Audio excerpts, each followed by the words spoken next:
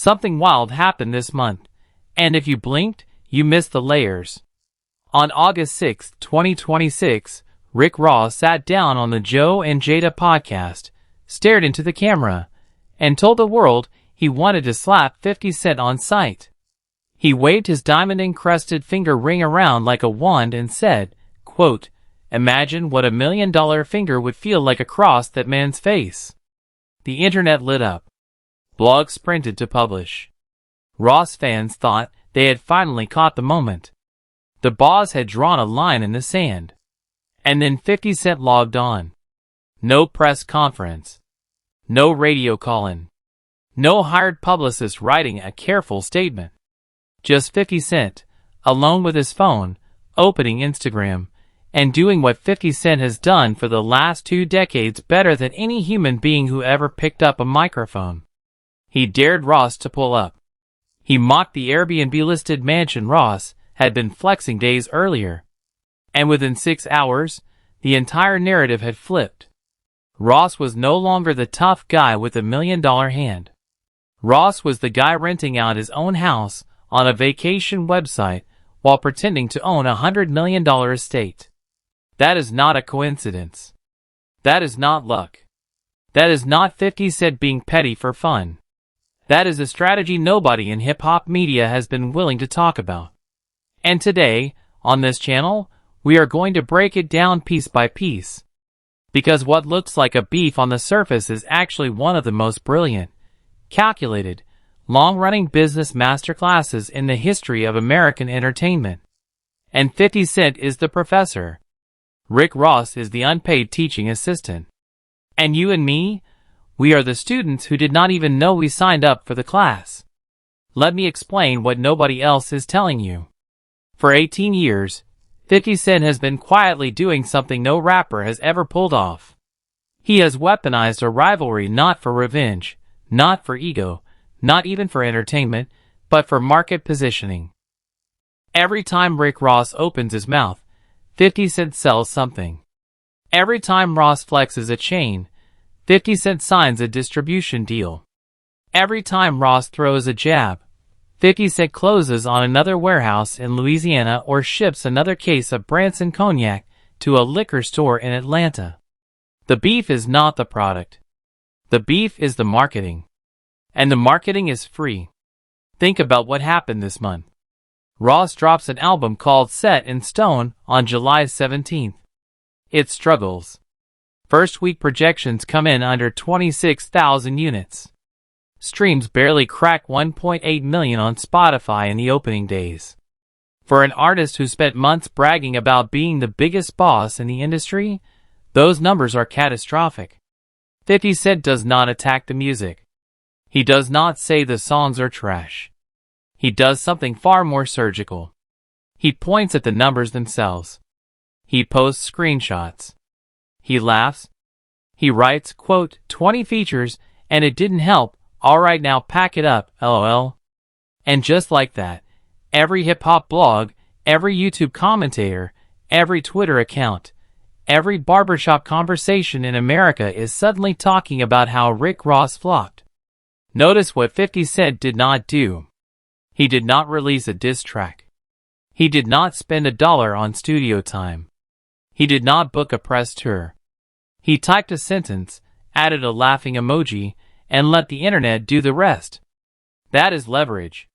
That is the difference between a rapper and a mogul. A rapper reacts. A mogul designs. Now here comes the part nobody wants to say out loud. Rick Ross needed this beef more than 50 Cent did. Because when Set in Stone underperformed, Ross had 2 choices. He could accept the flop quietly and let the album die, or he could pick a fight with the one man in hip-hop guaranteed to make headlines. Ross picked the fight. Ross went on Joe and Jada. Ross made the slap comment. Ross knew that a slap threat against 50 Cent would generate more press than the entire promo cycle of his album. And it worked for about 6 hours. Until 50 Cent pulled out the Airbnb receipts. Let me walk you through the Airbnb moment, because this is where the genius of 50 Cent becomes undeniable. Weeks earlier, Ross had posted a video from what he called his $100 million estate. Cameras panning across marble floors. Chandeliers glittering. Ross narrating in that slow, hypnotic voice about how this is what generational wealth looks like. It was cinematic. It was designed to intimidate. It was meant to make 50 Cent look small. And then 50 Cent posted a link. A single link. To an Airbnb listing. For the exact same house. Available to rent by the night. 12 bedrooms, 21 bathrooms, pool, wet bar, 45,000 square feet of Fayetteville, Georgia real estate that Ross had been calling his private kingdom. Listed publicly. Bookable by any tourist with a credit card and a weekend to kill. 50 Cent captioned it with 2 words. Everything fake. The internet exploded. Not because 50 Cent called Ross a liar. Rappers call each other liars every day. It exploded because 50 Cent had done the research. He had gone to the trouble of finding the listing. He had verified the address. He had matched the interior shots from Ross's Flex video to the interior shots on the Airbnb page. He had built a case, not a diss. And in a culture drowning in fake flexes, that kind of receipt-based takedown hits different. It does not just embarrass the target. It teaches the audience how to spot a fraud. It turns 50 Cent into a public service. That is the hero angle nobody is covering. 50 Cent is not just winning a rap beef. He is running an unpaid consumer protection agency for hip-hop fans who have been lied to for 2 decades by rappers pretending to own things they only rented. He is the whistleblower. He is the auditor. He is the guy walking into the party with a flashlight and pointing at the cracks in the drywall while everyone else is too drunk to notice. And here is what makes it hero work instead of villain work. 50 Cent is not exposing Rick Ross for personal gain in the traditional sense. He is not selling a book about it. He is not charging admission. He is doing it in the open, for free, on a platform anybody can access. When you follow 50 Cent on Instagram, you get a live education in business, in psychology, in narrative control, in the difference between real ownership and rented perception. That is worth more than most MBA programs charge. And it is free. Let me give you the numbers, because numbers matter, and this is where the story gets biblical. In 2026, 50 Cent's estimated net worth sits somewhere between $375 million and $400 million, depending on which analyst you believe. He owns Sire Spirits, which distributes Branson Cognac and Le Chemin du Roi Champagne, and those brands are eating market share from established French houses that have existed for centuries. He owns G-Unit Film and Television, which produces the Power universe on Starz, and is currently the second largest black-owned production facility in the United States.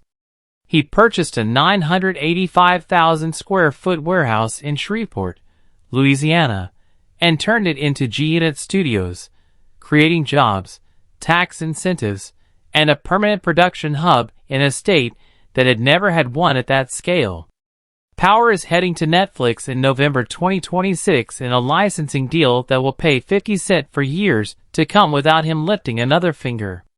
Rick Ross, meanwhile, is worth somewhere around $165 million on paper, but that number gets shaky when you look under the hood. He has faced IRS troubles totaling millions in back taxes. His Wingstop franchises have been hit with wage and child labor violations that resulted in court-ordered back pay penalties. His Star Island mansion in Miami Beach, the one he loves to show off on Instagram, is carrying a $35 million mortgage after he took out an additional $10.7 million in financing against the property in March.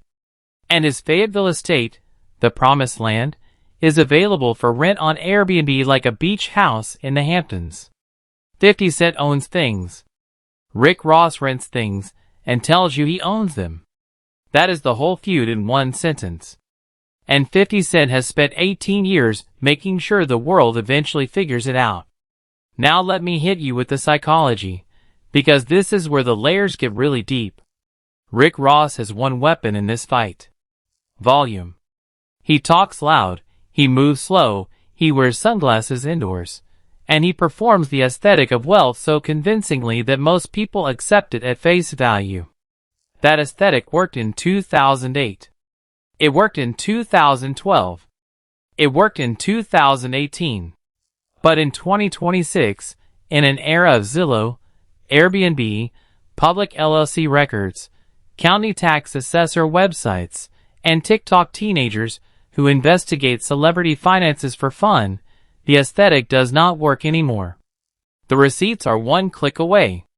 And 50 Cent understood this shift before anybody else in hip-hop did. Watch what 50 Cent posts. He never brags about cash. He posts screenshots of business deals closing. He posts studio tours with real employees walking around. He posts liquor store shelves stocked with his product. He posts show ratings for power. He posts contracts. He posts numbers. He is not selling you a fantasy. He is selling you a case study. And every post is verifiable. Every claim can be checked against a public source. That is what a real mogul does.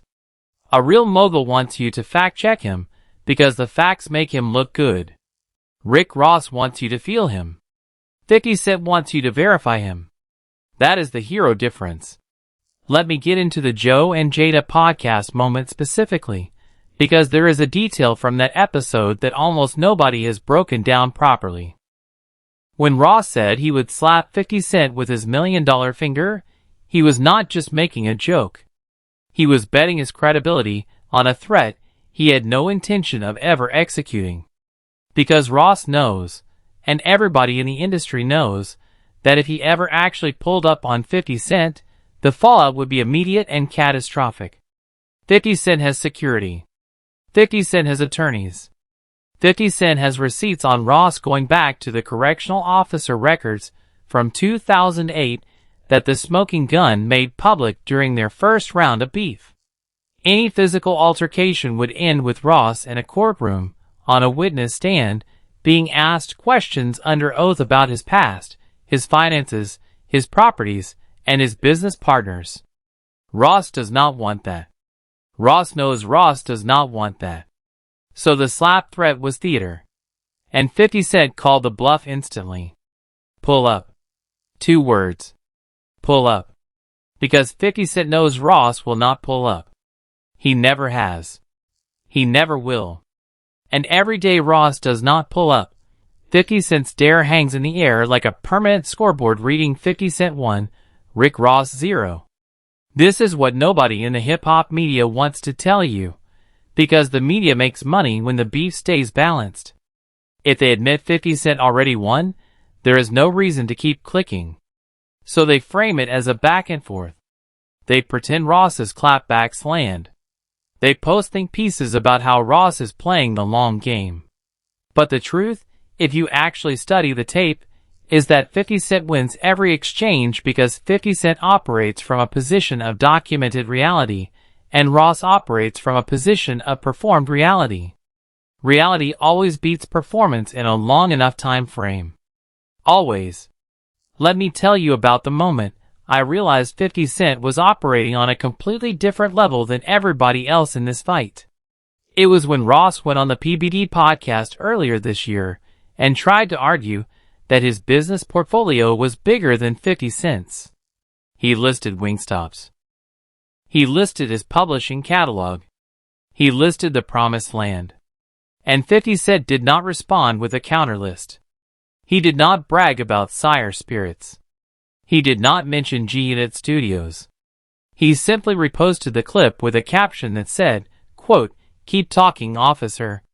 And that one word, officer, referencing Ross's correctional officer past from before his rap career, sent the entire internet spiraling into a 2-week discussion of Ross's authenticity. 50 Cent did not need to bring up his own business. He knew that discrediting Ross's foundation would automatically elevate his own. That is chess. That is not checkers. That is not even chess. That is 3-dimensional chess played on a board Ross does not know exists. Now let me talk about why this beef matters beyond the two men involved. Because if you zoom out, what 50 Cent is doing to Rick Ross is what somebody needed to do to the entire fake mogul era of hip-hop. For 20 years, rappers have been renting cars, borrowing chains, staging music videos in houses they do not own, and selling that image to teenagers in the suburbs who thought they were watching real success. Kids dropped out of school chasing that fantasy. Kids blew their savings chasing that fantasy. Kids got into debt chasing that fantasy. And 50 Cent, whether he intended to or not, has become the loudest voice pointing at the curtain and saying, "Look, there's a man behind it, and the man is renting the mansion on Airbnb." That is heroic work. That is deprogramming. That is 50 Cent saving a generation of young men from making the same mistake Ross has been selling them for 2 decades. And he is doing it while running a real empire in parallel. So the lesson is not just what not to do. The lesson is also what to do instead. Own your masters. Own your production facility. Own your liquor brand. Own your distribution. Own your platform. Do not rent your image. Do not lease your credibility. Do not borrow your legacy. Build it, brick by brick, and let the receipts do the talking. 50 Cent is the hero of this story because 50 Cent is the one telling the truth in a room full of liars. And he is telling it with jokes, with memes, with laughing emojis, with Instagram captions written in all caps at 3 in the morning, but underneath the humor there is a message that has never been more relevant. Fake will always eventually get exposed. Real will always eventually get rewarded. Time is undefeated. And 50 Cent has time. Let me close with something I have been thinking about for weeks. Rick Ross said he wanted to slap 50 Cent on sight. But if you read between the lines of that statement, what Ross really said is that he cannot beat 50 Cent any other way. He cannot outsell him. He cannot outbusiness him. He cannot out-troll him. He cannot out-network him. He cannot out-strategize him. The only remaining option Ross can imagine is physical violence, and even that is a fantasy Ross knows he will never act on. That is not a threat. That is a surrender dressed up as a threat. That is a white flag with a diamond ring on it. And 50 Cent, being the master he is, saw the surrender for what it was and responded accordingly. Pull up. Because 50 Cent knows Ross will not pull up. And every day Ross does not pull up, the scoreboard grows. And every day the scoreboard grows, the empire grows. And every day the empire grows, the lesson grows. And the lesson is the point. The lesson has always been the point. So the next time you see 50 Cent laughing at Rick Ross on Instagram, do not just laugh with him. Study him. Watch what he posts. Watch what he does not post. Watch the timing. Watch the language. Watch the way he lets Ross set himself up before the punchline lands. Because you are watching one of the greatest business minds of our generation teach a free class in narrative control, brand positioning, and long-form competitive strategy. And the tuition is $0. All you have to do is pay attention. 50 Cent did not just respond to a slap threat. 50 Cent turned a slap threat into another chapter of a book he has been writing for 18 years. A book about how real beats fake, how ownership beats rental, how patience beats panic, and how the loudest voice in the room is almost never the winner. The winner is the one still standing when the smoke clears. And the smoke has been clearing on Rick Ross for a long time now. 50 Cent is still standing. 50 Cent will still be standing when this beef is a footnote, and G-Unit Studios is a household name, and Sire Spirits is on every liquor store shelf in every country on earth. 50 Cent will be standing when Power has run for another decade on Netflix, and paid out another $100 million in residuals. 50 Cent will be standing when the Airbnb listing for the Promised Land finally gets taken down, because nobody can afford to rent it anymore. 50 Cent will be standing because 50 Cent built something to stand on. And no matter how hard Ross swings that $1 million finger, No matter how loud he shouts on podcasts, no matter how many chains he wears on stage, he cannot slap what he cannot reach. And he cannot reach a man who is already 3 moves ahead, already on to the next investment, already laughing at the next fake flex, already writing the next chapter of the free business school he has been running out of an Instagram account since 2011. That is your hero. That is 50 Cent. And this beef, this whole beef, from the slap thread to the Airbnb clap back to the album sales trolling to the officer reminder, this whole beef is not about Rick Ross at all. It never was. It is about 50 Cent teaching the world one more time what real looks like, in a culture that has been drowning in fake for too long. Class is in session. The teacher is 50 Cent. The syllabus is public. The tuition is free. And the final exam is watching who is still standing when the noise dies down. Bet your money on 50 Cent. Bet it every single time. Because 50 Cent already knows the answer.